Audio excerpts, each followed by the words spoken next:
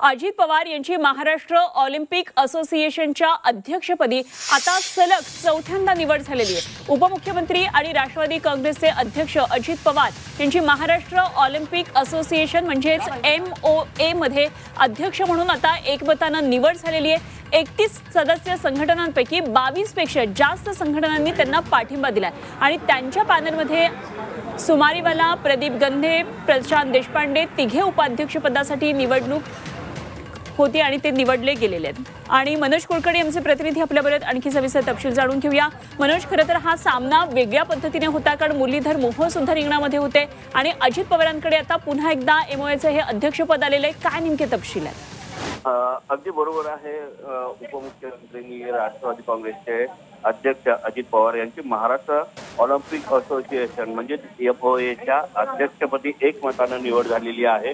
या संघटनेचे 31 सदस्य संघटना होत्या, त्यापैकी 22 पेक्षा जास्त संघटनांनी त्यांना पाठिंबा दिला आणि त्यांची ही निवड जी आहे ती झालेली आहे। या ठिकाणी महायुतीतील समन्वयासाठी मुख्यमंत्री देवेंद्र फडणवीस, प्रफुल्ल पटेल आणि सुनील तटकरे यांच्यासोबत चर्चा झाली आणि त्यानंतर मुरलीधर मोहोळ जे आहेत केंद्रीय मंत्री त्यांच्या गटालाही काही पदे देण्याचे ठरलं होतं आणि त्याच अनुषंगाने ही निवडणूक पार पडलेली आहे आणि त्याच निवडणुकीतून अजित पवार यांची जी निवड आहे ती झालेली आहे।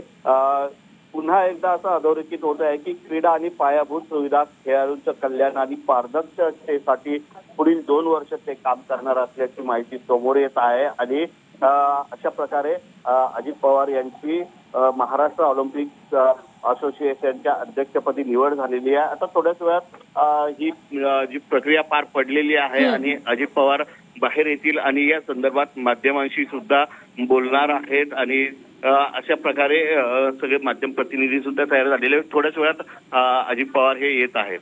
अगदी ठीक मनोज, यावर जरूर लक्ष ठेवून राहा। आपण त्यांची प्रतिक्रिया जाणून घेण्याचा प्रयत्न करणार आहोतच। मात्र 22 संघटनांनी पाठिंबा दिला आणि अजितदादा आता ऑलिम्पिक संघटनेचे पुन्हा एकदा अध्यक्ष झालेत। खरं तर या आधी सुद्धा ऑलिम्पिक असोसिएशनच्या अध्यक्षपदाची धुरा ही अजित पवार यांच्याकडे होती, मात्र यावेळी थोडासा सामना वेगळा होता कारण भाजपनं सुद्धा या निवडणुकीमध्ये उडी घेतलेली होती। मुरलीधर मोहोळ यांनी चांगला जोर लावलेला होता। अजित पवारांनी मग आपल्या पातळीवर वेगवेगळ्या हालचाली सुरू केल्या आणि भाजपसोबत वाटाघाटी करण्यात एकंदरीतच अजित पवार हे यशस्वी ठरलेले दिसतात कारण बिनशर्त पाठिंब्यासाठी खरं तर प्रयत्न सुरू होते, मात्र 31 पैकी 22 संघटनांनी त्यांना पाठिंबा दिला आणि पुन्हा एकदा धुरा त्यांच्या हाती गेलेली आहे।